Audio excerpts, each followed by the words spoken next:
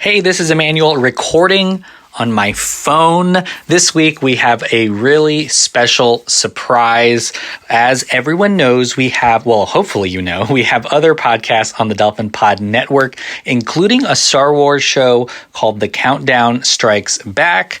It was called Countdown to Skywalker, but we changed it after The Rise of Skywalker because it seems like maybe no more Skywalker. Who knows? But The Countdown Strikes Back. We talk all things a galaxy far, far away. And there's a brand new series called Obi Wan Kenobi on Disney Plus, and we're going episode by episode on that. So I know this is a Marvel channel or a Marvel podcast, but I wanted to give you all a preview of that show. So this week we're going to be releasing our first episode of our Obi Wan Kenobi watch along. It's really fun. John, Andrew, and Brent and I talk about Star Wars stuff. There's a whole bunch of episodes there. Next week we will be right back talking MCU. We're doing a Miss Marvel preview show that'll be really exciting before Miss Marvel releases. So if you're a fan of Star Wars, which I'm sure some of you are, enjoyed this week's episode. If you're not into Star Wars, don't worry. Next week there will be a brand new Miss Marvel preview show. And if you like the Star Wars show, go ahead and subscribe. Listen to our back catalog. We talk about every single Star Wars show and movie. We have some special guests, including some actors from the shows. I don't want to spoil anything, but Ahmed Best, who plays Jar Jar Binks, is on that pod. We've got some other actors who do some really fun stuff. There's a book club. Okay, so I'm sure a lot of you love Star Wars, but we'll be back next week with Marvel stuff. Bye. In a galaxy far, far away came a podcast from out of this world. With only a 3,720 to 1 chance of succeeding. Oh dear. But don't worry, it wasn't a trap. The Force was strong with them. And so it worked.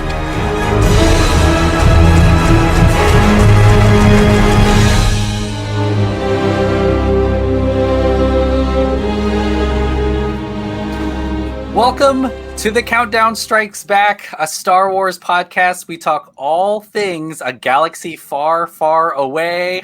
And much like old Ben Kenobi, and much like, and much like the rest of the gang, we're back for another show. Obi-Wan is it called Obi Wan Kenobi? It is, right? Yeah. The show Obi Wan Kenobi is out now, streaming on Disney Plus, a brand new series, and it features Ewan McGregor as Obi Wan Kenobi, Hayden Christensen as Darth Vader. Sorry, is that a spoiler? No, right? Everybody knows he's back. He's back. Yeah, I think you just mispronounced his name. That's why. What is it? Sorry. Is it? How do you say it? Christensen. Christensen. What did I say? It's Christensen. Oh shoot. Okay. All right. Well, here we go. I'm going to take two. Just kidding. No take twos. This is live to tape. My name's Emmanuel. Hey, I'm Andrew. Hey, it's Brent. What's up? It's John. Wow. I feel like it's got to be months since we've talked about a new Star Wars thing, right? Yeah, it's since the Boba Fett died out, right? Yeah, I guess so. You haven't seen my new place. Oh, Brent has. I guess video only. I thought that was done it. I thought that was just a background. Oh yeah. I'm in a box. I'm just kidding. I don't have a new place. That's the spoiler. That is what a depressing idea that would be. If Brent, you didn't have a home and we forced you to be on a pod. Right. Find Wi-Fi. I hit this twice and it falls down like fucking Looney Tunes. Oh my gosh. But we got to get an episode out, Brent. We'll send you something. Yeah, well, it's really exciting to be talking about this show because I think it's been something we've anticipated for a really, really long time, at least since they announced that this was even a thing, which has to have been like a couple years ago. We've talked about the Bad Batch, we've talked about kind of this time period before, but is this is one of the closest pieces of content from Disney, at least, to the prequels, which we've talked about on the pod, but has kind of had this resurgence in terms of its people having reverence to it in an interesting way. But before we talk about what we thought about the first two episodes, because we're going to talk about part 1 and part 2 in tandem, Drew, what did you think about Obi-Wan as a character? I guess maybe even just as the focus of a show. Did you think like, oh, there's a lot of years between episode 3 and episode 4 that we want to kind of flush out? Yeah, I think back then when they announced X-Men Origins, Magneto, Wolverine, and Obi Wan Kenobi, that was when I really started to look forward to it. They scrapped the other two and then just made the Origins Wolverine one, and I was super disappointed. But oh no, yeah, it was no, man, and it's really really cool, especially because it's something that's not animated. I think we've gotten stuff like the Clone Wars, and we've gotten stuff like the Bad Batch that's pretty close to that prequel era type of stuff, and that's been the thing that's basically scratched our itch for the entire time since the prequels. And so it's pretty cool to see them. Their Star Wars Celebration today is the last day when we're recording it.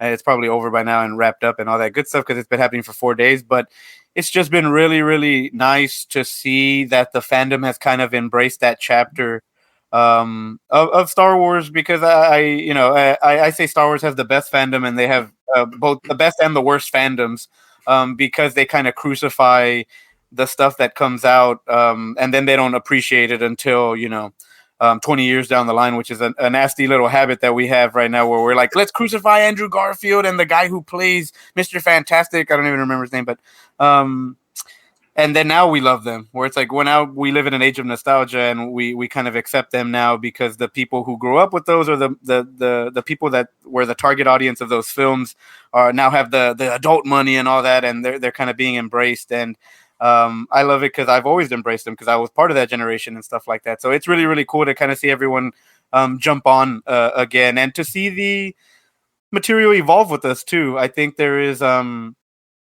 kind of some of these things where it's not as quick paced, so to speak, where I'm sure everyone wanted lightsabers hanging and banging and clashing in the first episode, but it was a bit more of a slow burn, and it's because it knows we're invested already into the story and into these characters. But it was really, really awesome to see them back. Yeah, for sure. Brent, what did you think about the idea of Obi Wan Kenobi the show?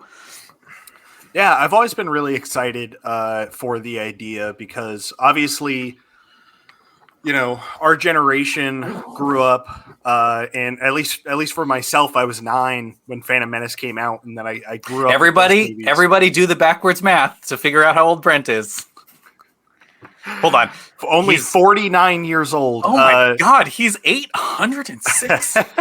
No, but yeah, it's I grew up on those movies and watch them all the time, and I feel like I've been part of this group of people of similar ages to us who, like I have a coworker who is probably like 15 years older, and I talk to him about the prequels, and he's like, nah, man, those ones, they suck. They always suck. They still suck. The new ones suck.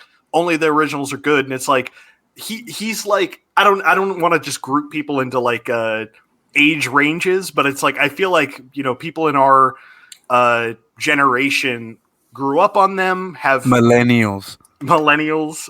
We eat Zoomers for breakfast. Yes. Chocolate. Yeah. So I just feel like we grew up on them, to varying degrees. At least for myself, I'll speak. Like I've had a complicated relationship with them, but I'm still very nostalgic for them. And truly, like, as far as characters go, Obi-Wan was, and Ewan McGregor was kind of the big standout amongst, obviously like audio visual standouts of the prequels that are like incredible set pieces, the music, stuff like that. But as far as like actors are concerned, he was always the one that I feel like really rose above a lot of the stuff. Yeah. Sort of the lead of all of the prequels. Consistent kind of lead through all of them. Yeah, I mean, as far as like he was the one who was in all 3, aside from like the Emperor, Mace Windu, and Emperor, Yoda, stuff like that. Yeah, the Force. The Force. The Senate. Okay, sorry. I'll keep going. No, keep going. No, just, but when it came to like discussions of, him coming back, I feel like it's been going on for a long time, and it's always been like, yeah, I don't really know what that would be, because 3 ends with him going to Tatooine, and in 4 he's on Tatooine. So I was always like, I wonder what story or stories you could tell with him. But it's always been an interesting time because obviously Vader has risen to power. The Emperor is in control. Yeah,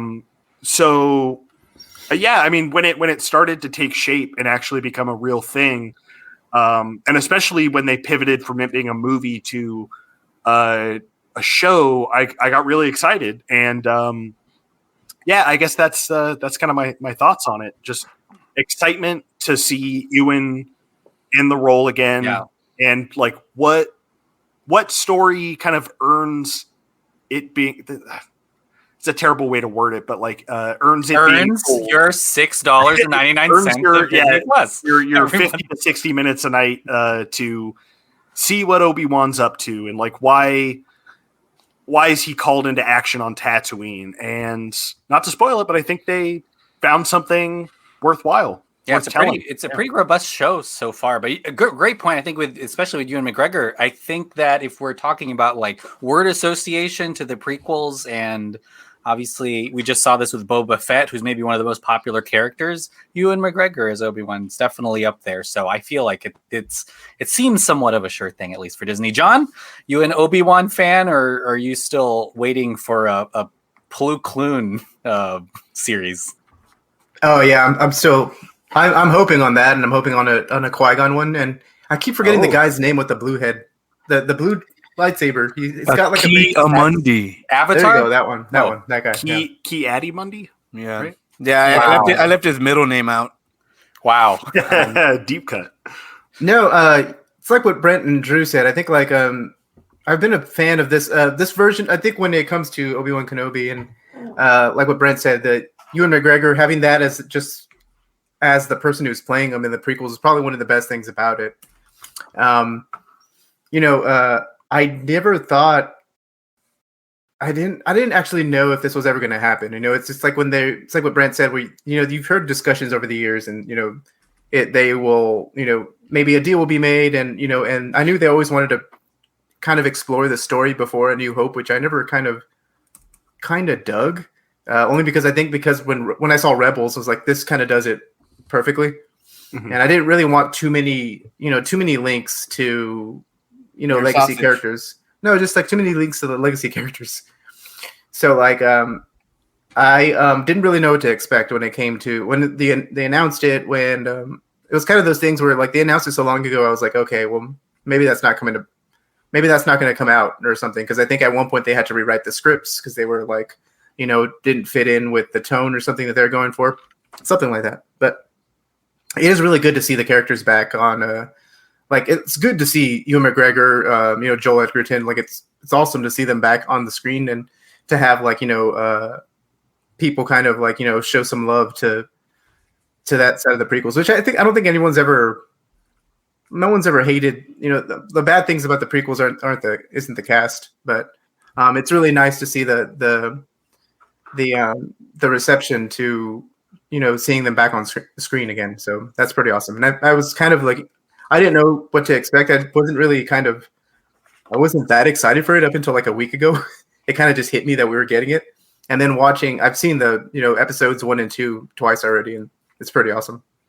Yeah, for sure. And so let's talk about episodes 1 and 2, part 1, part 2. We're going to kind of talk about them together because, I'm sure the other episodes are like this too, but they definitely do flow together singularly. The first episode may be a lot of establishment of who Obi-Wan is and kind of the landscape 10 years after what happens in episode 3, but everything's picking up and going full steam ahead by episode 2.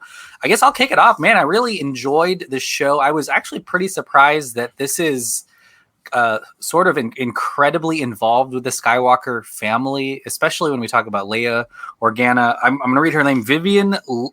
Oh shoot, I wrote her name wrong. Vivian Lyra Blair, I think, who plays Leia, who was born in 2012 after basically all of the Star Wars movies have come out, including the prequels. She's fantastic in the show, and I love that Jimmy Smits is back playing her dad, Bail Organa. Yeah. But I think that it's a totally different time and place for Obi-Wan, and I think that the fact that they're Inquisitors who I assume have killed the majority of Jedis now, so they're just hunting the final ones. Moses Ingram plays the third sister, who's kind of, we'll talk about this later on, I'm sure, kind of the main Inquisitor, at least in terms of the story that we're watching. It's a great cat and mouse game. It's kind of that reluctant hero thing. We get that. That age dynamic between a really smart Leia and Obi-Wan. The supporting cast is fantastic. Benny Safdie, Kumail as kind of this hashtag fake Jedi. It's really, really fun, and it's kind of geared as an adventure, but it seems like that temporally things are happening very quickly. And I mean, by the time we end part 2, Inquisitors stabbed. The Grand Inquisitor, the boss Inquisitor, is stabbed, and then they're just headed to some random planet to get away. And I feel like that's the pacing of this series, which is kind of a cool change. The fact that everything's kind of improvisational. They're just trying to get to the next thing, and it's really fun. But Drew, what did you think about parts 1 and 2? Didn't like them. Next, I'm just kidding. No, I thought it was. I thought it was really cool, and there's something about watching and kind of avoiding a bunch of there's a bunch of leaks, which I think that's what's one of the coolest parts about some of Marvel's projects that use the volume, is that they have a controlled space, and they don't let paparazzi in and stuff like that. And so I think it's really cool. Even though I think the plot details might have leaked on the Leia being kidnapped part, but it was a really, really cool surprise to see Leia, which I think in the originals, and you don't really get that sense of like, oh, she's kind of like an equal part in this. And it's the same thing with Padme. It was always kind of my issue with the obvious, I don't know if George says that he had a long-term plan for it, but I don't know if I believe that after the originals or whatever, because there's no mention of Padme whatsoever in the OGs. And I thought that kind of sucked, and she was kind of misrepresented in that specific area of the story. So I'm glad that they're kind of making a little bit more of an effort to push these specific characters that didn't get their due until like the end. Like Leia got her push at the end in Last Jedi and Rise of Skywalker a little more, but we all know how the sequel trilogy was kind of botched to an extent. But these 2 episodes were really refreshing. I think it's really cool to see a specific, we're a third of the way through already, which it is going to come at us pretty quickly, but it's really, really cool to see these characters back again. And to see it almost feels like Rebels and Clone Wars were like the precursors to this, or like the tests, because now we're getting things that we saw in animated form, which is most of the Inquisitors. They announced most of the Inquisitors action figures, I think, too, which I thought was funny, because now they're all getting big pushes when they've existed for almost a ton of 10 years or whatever. But yeah, it's really, really cool to see those kind of like legacy characters make their jump to the live action screen, and kind of mix with obviously the things that we know. The supporting cast was amazing. I think they did a good job at not being overly gratuitous with like cameos. I think there could have been a ton of cameos. Like we could have made a big deal about C-3PO, and he could be the MacGuffin that we need to go get from this planet or whatever, but it's not really done that way in that specific way. You kind of see him in the background, and it's the same thing with Smiths and characters like that, Organa. What's his name? Owen Lars. And and they do a good job at selling toys too, which I thought was cool. That little Lola bot, I remember seeing it and was like, damn it, that's going to be on the shelf next summer, and I need it for my shelf. Lola bot kind of reminded me. Do you remember Flubber? It reminded me of Weebo. That's what it was. I don't know what her name is. Her name was Weebo. Yeah, I can Weebo. tell you that much for sure. But and they do it more organically now, where it's like it's not going to be a big cantina scene where it's like obvious since the first one that this is their ploy to sell toys. They do it like that, and even working in the little Leia, which she was awesome. She's kind of like the bridge between our Padme and the Leia that we know. So it's really, really cool and neat and an unexplored dynamic. And I don't know if we'll get Luke to this extent, but I'm okay because we get Luke for the rest of the saga. So Yeah. But I was really excited even to see like the actors cameos, not necessarily legacy characters or characters that we saw in the film or anything like that, but like Flea from the Red Hot Chili Peppers. I was like, this is cool. RHCP. Like, he's a California. He's a staple in the sci-fi community because of the Back to the Future, him being Needles in Back to the Future. Oh, right. So people are like, why was he randomly in there? I was like, man, it wasn't that random, but. He also looks like the most casually dressed person in Star Wars. Like, you need so to sell far. him, baby. Yeah, because he's just like His fit, dude. Yeah, he has like just like a Hot Topic like outfit on. He just looked like he was in Back to the Future's 2020. Whatever. Yeah. Uh-huh. I want to. So I don't know if y'all know this, but the fans of Red Hot Chili Pepperhead. I'm going to Google this. I heard Red about Hot Chili Pepperhead. Right? Sorry. Red Hot Chili Pepperhead. No, the fans of Red Hot Chili Pepperheads are called Rockin' Freakopotamuses. Boy, that's fun. Yeah. We love the Red Hot Chili Peppers, don't we, folks? Hell yeah. I don't dislike them. I'd come I've off gone like to an a asshole. concert. They seem fun. You're really proud. I did. You proud of that? He got broke a his t-shirt? He broke his leg, so he was sitting the whole time with a cast, with a cast on his leg. It was an insane concert, but that's pretty badass. That sounds like a concert I would like to go to. No pressure on me to stand up. Okay. This motherfucker's sitting down. But yeah, like people like Flea and Kumail, these characters that I don't think we would ever see in a Star Wars movie. Because I mean, they had Joseph Gordon-Levitt and Daniel Craig, and they were underneath stormtrooper helmets because there's too many characters already, and they can't point attention to whatever. And so it's kind of cool to see Bill Burr and Flea in these types of. Drew, I thought you were just gonna start naming Netflix comedians. Oh no! I meant like these characters that usually wouldn't be in their movies are given the opportunity to be in things like this. Like it was funny. Me and John were watching an episode of Resistance, that animated show, and then there's an alien called Phazon, and I was like, I wonder if that's Donald Faison, and it is. And I was like, man, this is so cool that we can get these really, really cool actors that would never have anything to do with Star Wars otherwise, and put them in there in this way, and arguably better stuff than some of the live action things. So it's really cool to see that translate to the live action also. I also want to correct. I have not seen the Red Hot Chili Peppers. I just Googled it. I saw the Foo Fighters. Oh shit! Whoopsies. Oh, because I was gonna say I know Dave Grohl.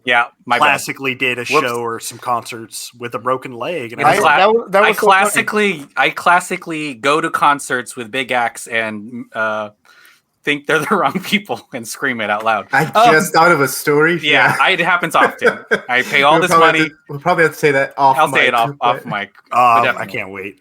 That sounds good. Brent, what did you think about these first two eps? I like them a lot. I think they were really well done. I think Drew was saying how Leia is like a good bridge point, and I just think like so far the show and what it is intending to do feels like a really good bridge between 3 and 4. If it is going to be a limited series, I don't know if they're going to do more, even though Ewan wants to. He said. But yeah, I'm really digging it so far. I think the first episode is a lot of setup, but it's I think important setup to kind of establish Obi-Wan's like his frame of mind and kind of like how kind of guilt-ridden and defeated he is and just defeated, that he is, because it's like Benny Safdie, kind of blew his location by saving the bar owner on Tatooine, and he's like, hey, just help me, man. And he's like, go bury your lightsaber, we lost. And it's like it's really important kind of like set up for what I think is really going to be like a character based arc for him. Like it's very much going to be about his journey to where I don't really know yet, maybe acceptance or kind of letting go of the past, but it's really good setup. And yeah, when they pivot to Alderaan, I got really excited because that was, me, I'm always hitting the Star Wars leaks subreddit. But I tried to avoid, big stuff. But when there were initial rumors like a year or two ago, people were talking about like Leia being involved. And I was like, that could be interesting. and would make more sense canonically than something happening like to Luke, because it's important that Luke and him don't really know each other. And so I don't really think he's going to factor in a ton, but like as far as Leia, she calls him in A New Hope and asks for his help. And it's like, there's, some kind of connection there. And so I think that when they start setting her up, I got really excited because obviously seeing Alderaan was really cool. R.I.P. R.I.P. I mean, Bail Organa again, seeing her mom, just the whole dynamic. The young actress playing Leia is I think a really great depiction of what we kind of imagine a young Leia to be, which is just a total pain in the ass as a kid, who is very stubborn and wants to kind of do her own thing. So there's some really good character setup there. And yeah, I mean, I'm happy that we also get off Tatooine fast for reasons that a lot of Star Wars fans have been very vocal about online since Boba Fett, just like get us anywhere else. And I hope it stays that way. I hope that the show, keeps hopping to Obi-Wan keeps hopping to other planets, and we get some variety and new characters. But really like Kumail, the kind of misdirect there. I think that was really well done and funny, and how he's kind of a con man with, at the end of the day, he has a heart, and he's helping people, but he's like, I like my credits too. And I don't remember, does he die? I don't think so. No, he gets like thrown into the wall by Reva, because he's like, I am the Jedi. Kaiser. She's like, there's a cool thing that Kumail's actually, like, his performance there is really cool because his eyes are watery. Like, he kind of knows that he might die. Yeah. And I think that's really cool because, like, he's kind of like, he's basically like almost committing sacrificing. Suicide. And to me, like, he's a bad guy. And then he sees Obi-Wan, is like, cool, this guy is like going to go rescue this girl. And then he sees a Jedi. And it's like, holy shit, like it reignited the hope in him. And so that's what I love about, Obi-Wan says Haja, and he's like, you remembered my name, like the Jedi remember my name. And so he tells him, and that's why he does everything for him. So I think that's what Obi-Wan is going to do everywhere he goes, and that's going to ignite the spark that'll build the fire that will get in the first that'll get them to Rogue One. No, that's a great point, man, that I don't really know if I processed about his kind of arc in that short episode. Like they're packing these episodes, man. They're like, the first one is a little long because it's got a lot of setup. The second is like 41 minutes, but they have a whole kind of setup on that planet with we talked about Ewan's daughter is the kind of drug dealer. Daiyu. Planet of Daiyu. New planet. And kind of Nar Shaddaa vibes a little bit. Yeah. It's got when it's even like disconnected from everywhere, where they're like, "Hey, like everything's fucking under the table here, bitch. Be cool." You got clones begging on the streets. Yeah, and I mean, we see Obi-Wan as a butcher. We see him in a fucking crystal meth lab, a spice lab, and it's like, damn, like these episodes are packed. Yeah. It's really taking advantage of that. That's what I'm most excited for these like live action series, movies, whatever in the future is like, these animated shows have very much set up a lot of potential characters, plots, plot devices, things like that I hope they keep utilizing, because so far Obi-Wan is, and I mean, Ewan's back and he's killing it, and I mean, a Qui-Gon tease that I feel like has to be paid off. Like that setup in the first like 10 minutes feels very intentional, which we'll have to come back to the opening of the show, the whole opening scene, because that feels important. But I can't wait to see what happens on the rest of the show. It's going to happen fast. Yeah. John, what do you think of these 2 eps of Obi-Wan? I know we already talked about a lot of it, but what do you think? I had way more fun than I thought I was going to. I think I was genuinely surprised at how, like what Brent said, was like how character based it was. Because there are a lot of slow moments in that first episode, mainly first setup, but there's a lot of like, slow, like I think there's a showing his routine over and over again is really cool. You know, because they kind of just like go through the day over and over again. Sushi, sand sushi. Yeah, sand sushi. But yeah, I mean, just kind of like after the shock wears off, like it's really cool seeing. For me, like one of the coolest things is seeing like Ewan's Obi-Wan interacting with something that was made up in Rebels. Like I really like the fact that that the Inquisitors are around. Like that's really awesome. I restarted Fallen Order like today, just because of the show. Because I don't know who, like, there's numbered sisters and numbered brothers. I kind of get confused whenever the titles are there. But yeah, I think that was the coolest thing for me is seeing like Inquisitors in live action. Even though the Grand one looks a little weird. I mean, it just looks a little stiff, just the way it is. I mean, it's fine. The performance is cool. John's a big head boy. It's just no, I don't know. He's hashtag bigger head. And also his death too. His death was like kind of took me by surprise because like I don't know. Or is it? They're just getting him out of the way, man. We'll come back to this. I know we're getting him out of the way, but like I was like, I hope he lives because canonically, I don't know. But even then, who cares? Yeah. Fun episodes though. I think I enjoyed the second one a little more because of the dynamic between Leia and Leia, the young Leia character is really fun to be around. So having her paired up with Obi-Wan and then her kind of making fun of Obi-Wan because he's old and stuff is pretty cute. So like I think that's awesome. So yeah, that second episode is really cool, and then that giant reveal there at the very end of Hayden in that tank, which I brought up something to Drew because I read something online. And I was like, I want to know what's going to happen with Hayden Christensen. Like, why are we excited to see him back in a suit? Because if he's just going to be like a dude in a what the stuntman does, which is walking around in a suit, and with James Earl Jones' voices, like how are we going to know? I don't know. Maybe the mannerisms will be a little different. Yeah, because I was like, if he's just underneath a lot of junk, then it really doesn't matter if you got Hayden Christensen back or not. His mannerisms aren't going to be different because he had a coach that would tell him that you're not moving like Darth Vader from a Vader coach. Yeah, and so it's not going to be different for sure. And it kind of continues the tradition of Disney Plus shows where there are people in masks.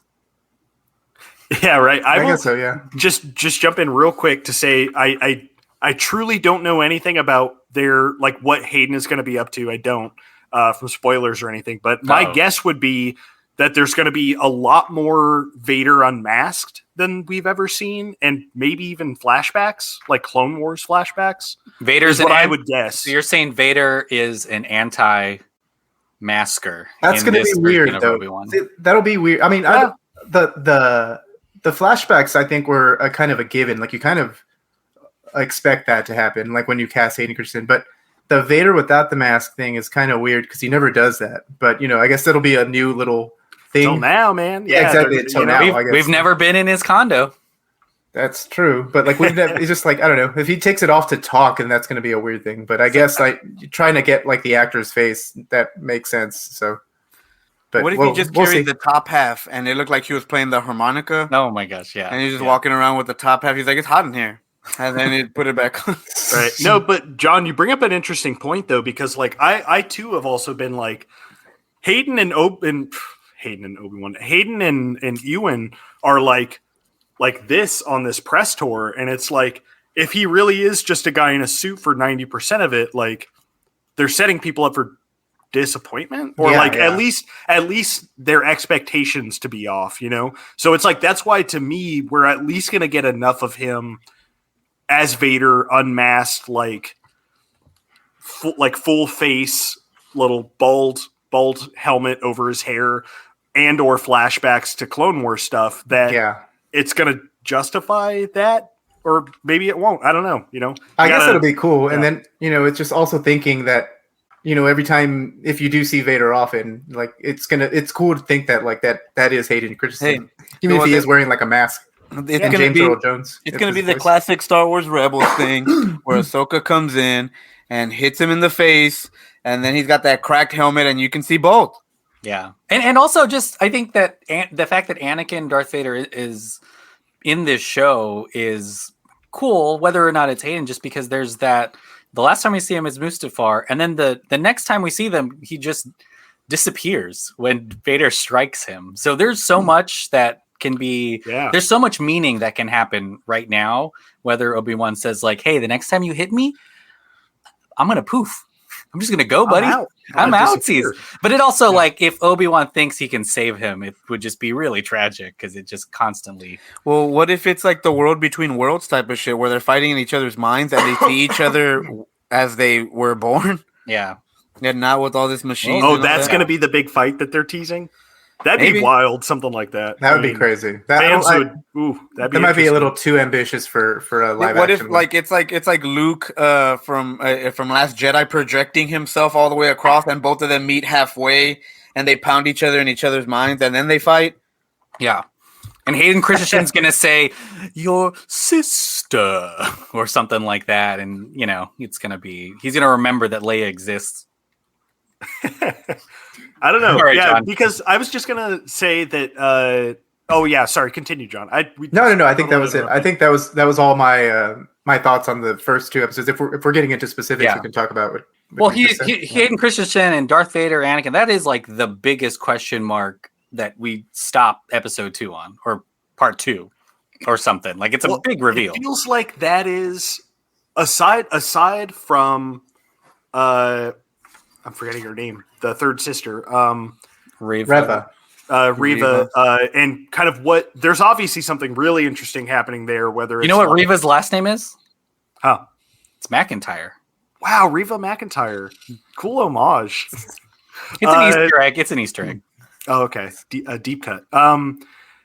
Aside from what is going on with her, which something interesting because she obviously either wants to please Vader or she's like setting up a series of traps to take over Vader's role potentially. It feels like the show's purpose is Obi-Wan and Anakin, like going all the way back to the little like catch you up on what happened before this. Yeah, the recap, which is all about Obi-Wan and Anakin.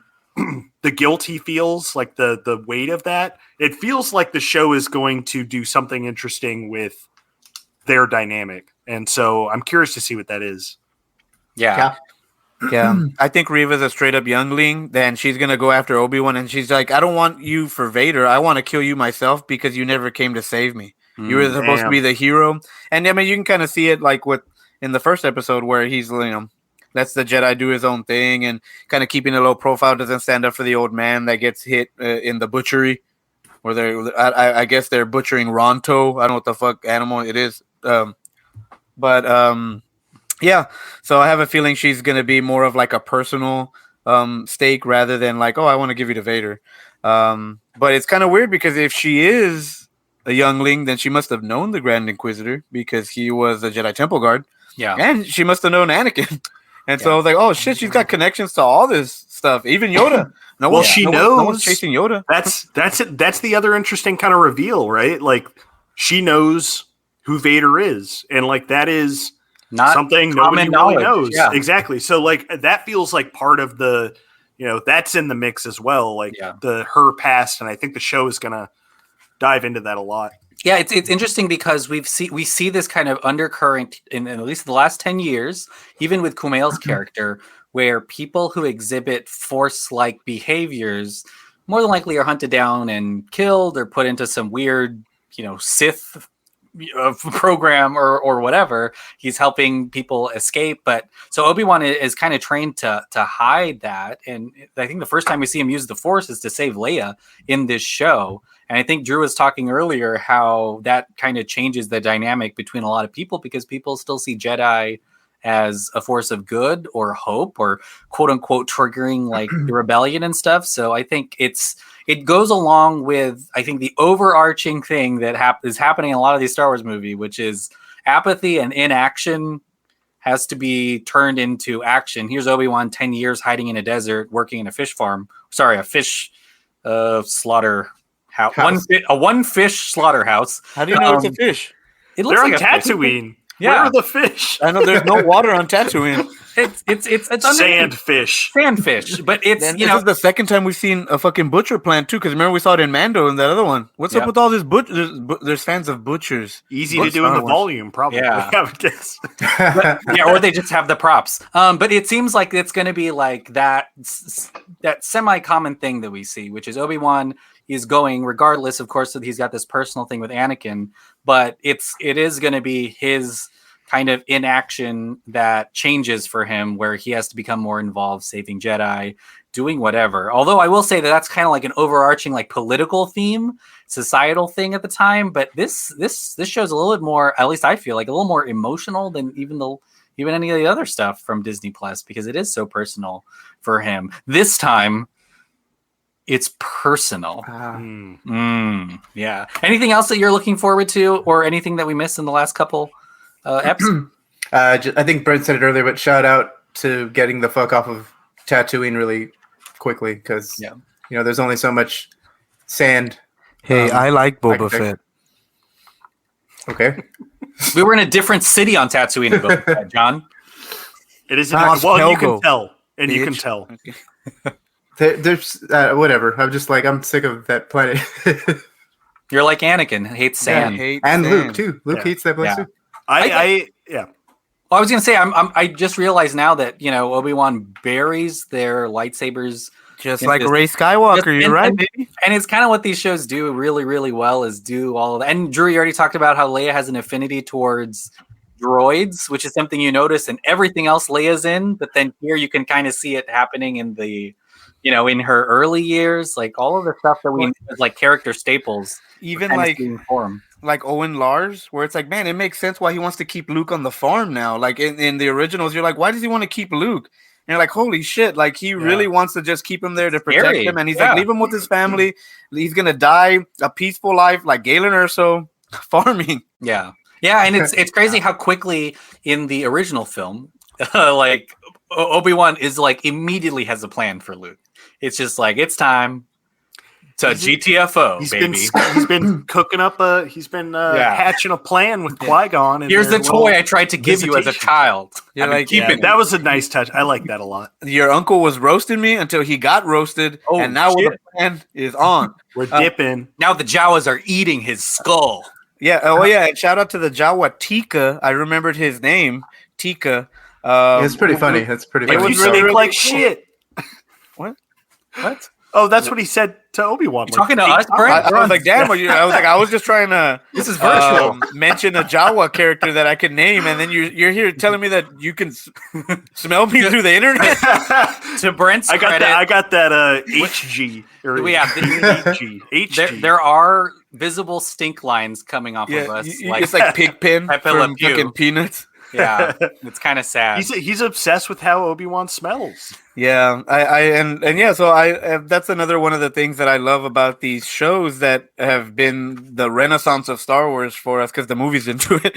But it goes and it grabs these background characters and makes them more important. Like the Gamoran guards, when they fell off of that thing, I wouldn't have given a shit if they hadn't use the characters right. And same thing with this Jawa. If he dies, we probably does that. He gets burnt up in A New Hope, probably. All of them, yeah. With Uncle Owen and all that. But I love little fun tidbits like that. Really cool stuff.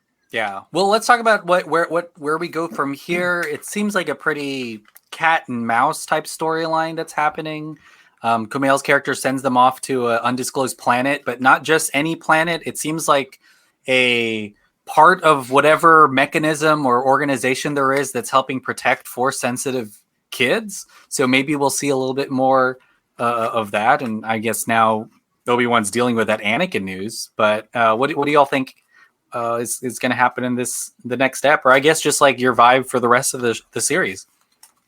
I'm kind of expecting the stuff seems to be happening pretty quickly. So I think that every episode might be like a banger. I want to say is it something has to slow down eventually. Probably like maybe episode 5 will probably be a slow one, and then 6 will be back up again. But I'm just looking forward to finding out, in this case, I think a little bit more about Reva. I kind of dig the Inquisitor vibe the whole, I want to see more of the Inquisitors. I think I said that at the beginning. It's because I was kind of geeking out over the fact that they pulled something from Rebels. Yeah. And it's pretty awesome. I do want to see what her connection is and why she has this hatred for Obi-Wan. I think it is. I think maybe Drew called it. Like it probably is. She's a youngling from the opening. temple. Yeah, it all comes back around full circle. It's like he's gonna stand up to the butcher when he gets back, because obviously he has to go back to settle on Tatooine. But they built all that shit up for a reason, baby. He's gonna stand up for that butcher, for that little old man that only got paid half from his previous wages. Yeah, you need livable wages, everybody. Yeah. I'm also I'm just excited to see what they do with Hayden. I guess I don't really know.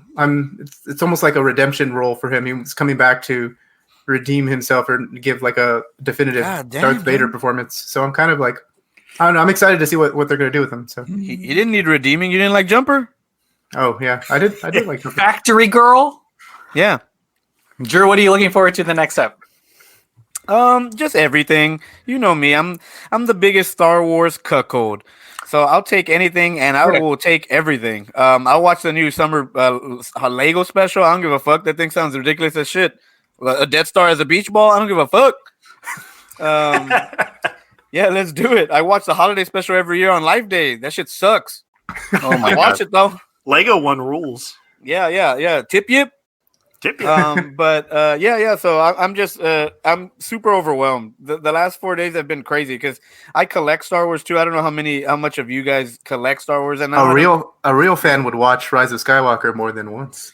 I've seen it more than once. I didn't want to, but I thought I I've seen it 4 times, dude. I'm garbage. It's easy access. You can just stream that shit. I'm a trash man. Danny DeVito. Yeah, it's really so yeah, I'll take it all. I'm really overwhelmed with just the product release, the video game announcements, the live action TV shows, the animated TV shows, the books. It's been crazy. So I'm excited for everything to see. I mean, I know where Obi-Wan ends up. It's the Rogue One dilemma where it's like obviously these characters we know they lie because they're not in the original. And so it's the same thing here where it's like we know he's going to survive. We know Anakin's going to survive. We know all these Inquisitors survive. That's why everyone's freaking out about the Grand Inquisitor, yada, yada. But for all we know, the Grand Inquisitor is a title and we got another Grand Inquisitor, or siblings are a thing in Star Wars and they're a big trope. Yeah. So maybe he's got a fucking twin brother. Fucking clones are a thing. Yeah, exactly. Everywhere. Clones. I could see them cloning him. I can see Darth Vader bringing him back to life with like a force heal, which means it's irony because he couldn't save Padme, but now he knows the power to heal people after the fact. Shit like that. Back to tank. What the fuck? Did no one see Cobb Vanth in Book of Boba Fett? They get back to that shit. Boba Fett slept there for a year. It's just gonna be like the dead speak, bro. The fuck, like we brought back Palpatine out of our asses, literally, where we had every other reason to bring him back with like a better reason, and lo and behold, we didn't. And so somehow, fucking get Inquisitor to Exegol. Yeah, exactly. So ASAP. Well, could you? Yeah, I don't know. Because could you imagine if like they did clone this Inquisitor, and this Inquisitor was the first like trying to like kind of test Palpatine clone, and then this one grew into Snoke, and then we have another Grand Inquisitor on the way up. You know, some fucking crazy ass shit like that. That's wild. I didn't even think about the clone thing. That's a legitimate thing that might happen. Yeah, and like Palpatine was probably like experimenting with it like early on because he had a backup plan. And there's shit, you know, we're probably gonna see Yoda. We're probably gonna see Qui-Gon. We're probably gonna see Ian McDermott. We're gonna see James Earl Jones or hear James Earl Jones. They're gonna say Jake Lloyd. That'd be dope. Yeah, we already have. Done. Brent, what are you looking forward to in the coming episodes? Yeah, I'm really, really excited because so far, like I think, like John was saying, like we're moving fast. It's not like I liked a lot of it, but Boba Fett really slowed down and was very, I think, plot focused. And I've talked about in the past, like my issues with certain Clone Wars seasons being very plot centric, and that's just not the stuff that I'm super interested in. Like it feels very character focused so far, and it feels like it is like interested in things that the fans have always been interested in, like Qui-Gon, like your time on Tatooine, I will teach you to commune with your old master or whatever Yoda says, and like things like that, or things like why Obi Wan kind of disappears in A New Hope. Like stuff like that, I feel like the show is setting us up for potential answers for things like that. And that's a dangerous thing to throw around, obviously, with shows like this these days, with very intense fan bases. I'm not I'm going in with like open expectations, but it feels like the show so far in these first 2 episodes is setting us up for really interesting stuff, primarily with Reva and with Anakin and Obi-Wan and their relationship. And I think that, it feels so far like it's going to be a really tight, focused 6 episodes that like really know what they want to bring to the table. And I'm really excited after these first 2. I'm really excited to see kind of what they have in store for the rest of it. Yeah, and I think we've definitely just started to scratch that surface, even though the next episode is the halfway point of the whole series. But Anakin, Old Ben, that's fantastic. I mean, can't emphasize enough how little there was to begin with before the prequels. They literally see each other once on the Death Star and then done, and everything else is just spoken. So I think that's a really, I would think that's like a place where you can definitely grow the meaning of that final, I guess, confrontation on the Death Star, where he talks about feeling his presence and all that stuff. Leia, I think, is going to be fantastic. We've seen Leia a lot, but there's still areas of her character that I felt were really underserved. And here we're getting kind of the beginning of this charismatic, rebellious leader, kind of the reluctant leader. And it's crazy because this also plays through all of the Disney sequels too. Even then, she's kind of the older statesman, but she's still rebelling, and it's kind of cool to see her in like a young age. And I'm sure we're going to get like Qui-Gon stuff, but this huge thing that I think we're about to see, which is how people with force powers are hidden or maybe trained to hide it. Because you got to think, in a world that came from the High Republic, where there are perhaps millions of Jedi everywhere, to where there's only one, is insane, and no one wants to talk about it. But The Last Jedi kind of started to start that conversation before it abruptly ended. But I always want to talk about it. There are force sensitive people out there, and the fact that they're able to hide from the Empire, and the fact that it's coordinated, and it's not just like that person moved a broom and they got to hide that, but I'm saying like it's the fact that we now are going to be able to see like what mechanisms there are, what's happening, or do people know that they're being hunted? Like, that's all really exciting stuff. And we'll see more. But we'll talk next week about part 3, and then part 4, and then naturally part 5 Part after 5 that. and then 6. Part 6, and that's when we'll stop. Yeah, after that. Abruptly. No part 7. We're not talking that shit ever. Unless there's another season. Well, and it's crazy because at Celebration, Ewan implied that it was 10 episodes long. And he dipped out and was like, I'll leave you thinking about that. And I was like, oh, shit, that would be crazy. I mean, it still leaves another 9 or 10 years, right? And people are saying, like, how does he get from looking like Ewan, like straight up Jesus, to looking like, no offense, Bridge over the River Kwai was 20 years ago. The most interesting man in the world. Yeah, so we'll have to see what happens. But we've come to the end of this pod. Drew, what do you have to plug? Nothing much. I was gonna say vaccinations, but I think COVID's not a thing anymore. I'm just kidding. But it's monkey. What is it called? If you've waited this long, it's approved already, and the tests have been done. I think they said that it works on really little kids too. So that's how long it's been out, and the data's been there. So, be nice to each other. Watch, listen to the Dirt Sheet Radio if you like professional wrestling. I think that's all I got. I want to leave them something to plug to. Give them some scraps. You got to take a little bit of that sand shark meat and feed it to your horse. Well, it's not shark. Sorry, sand shark. It looks like a shark to me. It's probably bantha or something. Horse. It's Eope. Come on. I am using terms that the human public can understand. It's probably freshly sliced pork. Yeah. Oh shit. Sand cow. Yeah. Brent, what do you have to plug? Listen to the Delphin Pod Patreon stuff. Emmanuel and I have been recording a lot of cool stuff. Screen Slush is a new one that we put up on there. Still got all those top 5s. Always interested in Oscar shit. Jesus, we've done so much kind of award season things. Check all that out. Check out Director Showdown. It is on hiatus right now, but check out the prior seasons. We did like PTA, James Cameron, Spielberg, Kubrick, a lot of great directors on there. So Director Showdown, check that out too. Just all just directors Tom Cruise has worked with, right? He has worked with a lot of them actually, because he's a guy who liked directors for a while, and now he's like, I got 3 guys and that's it. Yeah. But yeah, He like leapfrogged the director role. He's like, now I'm director, producer daddy. Yeah. extraordinaire. Yeah. John, what do you have to plug? I don't think there's much for me to plug other than like maybe look out for Revenge of the Sequel coming out pretty soon. I think we might actually have a surprise episode into Top Gun, so that's exciting. So yeah, run to the beach, boys. keep on the lookout for that. Yeah, keep those volleyballs handy. Yeah. Keep your balls handy. We're going down to San Diego. We're going to the beach closest to the airport. Down the highway to that danger zone. I love that old time of rock and roll. Really, old time rock and roll. I'm just nailed it. That is, I want you to go to a bar, Drew, and request that song the way you did. I think it's called Old Town Road.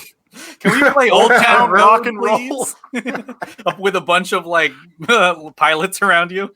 That sound like a Rick and Morty character. Damn it. Look, we're going to have probably an episode on Star Wars Celebration, so keep an eye out for that. We're definitely talking about Top Gun. Whether it's recorded or not, who knows? But I'm also really excited to talk about all the other sequels that are coming down the pipe and all the other good tent. We're slinging a lot of tent. We'll see you next week, or you'll hear us next week for another episode of The Countdown Strikes Back. Bye. Bye.